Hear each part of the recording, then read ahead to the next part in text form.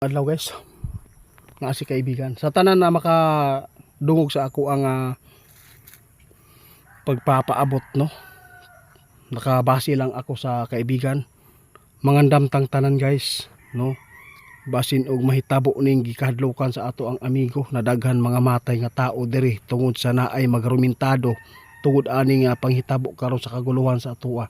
Labi na lahi-lahi ta og paniniwala, no. Lahi-lahi tag relihiyon, no. Buo ni nga naay uban mali ang pagdoktrina kay na may uban gud daw nga kung makabuhat sila ani malangit na daw, no.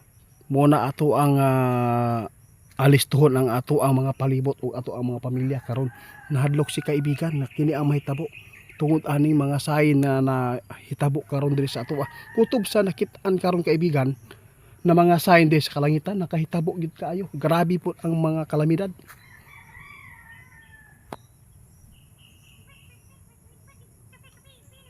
Oh, tama. Guys, silinyo mismo ang nagpatotoo nito. Itiit. Tandaan ninyo. Kung ano man po ang nangyayari noon, mangyayari ngayon. May mga tao pa guys na pwedeng gumawa nito. Kaibigan, bakit po ito mangyari pa? Sa tagal nilang nanirahan sa mundong ito, hindi pa rin nila nakuha.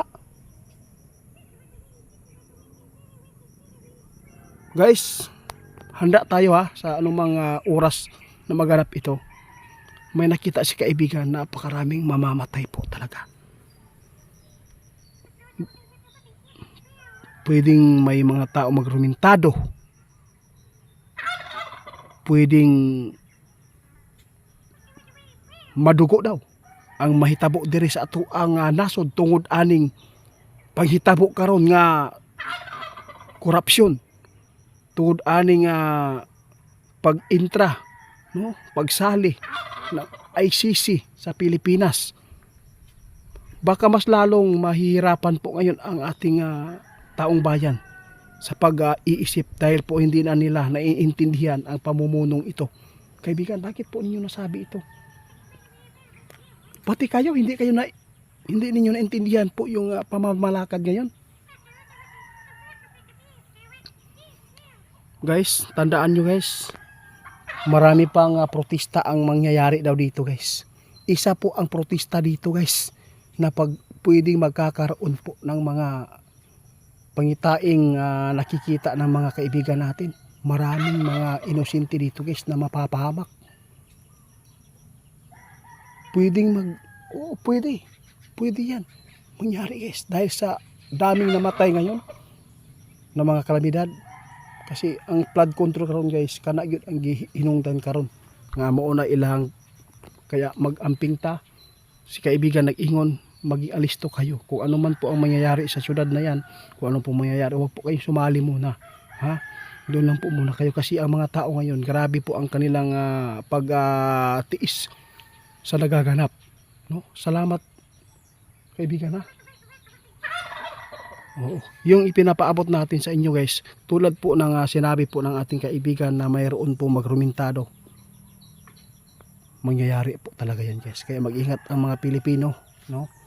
Ating mga kababayan dito sa Pilipinas. Magulo po ang ating mundo ngayon. Pwedeng magrumentado ang mga tao, pwedeng magpatayan. Natakot sa kaibigan, baka magpatayan po ang kapwa nating Pilipino dahil sa mga namumunong dito sa atin na hindi po nila pinapatunayan sa mga taong bayan, yung mga taong nagkasala, nagnakaw. Maraming mga buhay ang nawala dahil po sa mga flood control na hindi po inayos ang seawall. Di ba kaibigan? Daghan pa gyud kayo guys, may tabo ani. Nahadlok sa kaibigan katong nakita sa mga tao bitaw nga nagtulo ang kalangitan nga kuray dugo sa tao. Maot daw na ang pasabot ana, daghan kinabuhi makalas ani guys, daghan kinabuhi na pwede mag unay-unay og kuan tungod kay wala na nakasabot sa pamalaod diri sa atoa.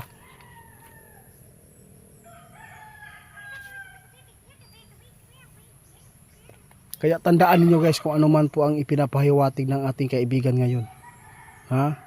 Alam po ninyo guys, wala nang pag-asa na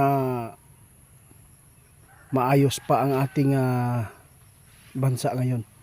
Kung walang tao na magbigay po sa mga taong bayan yung mga pangangailangan nila, kung bibigyan lang sana nila ng kaayusan ang takbo ng ating bansa, posible guys may puruhan. Kung wala silang malasakit, posibleng mas malala pa ito ang sasapitin natin.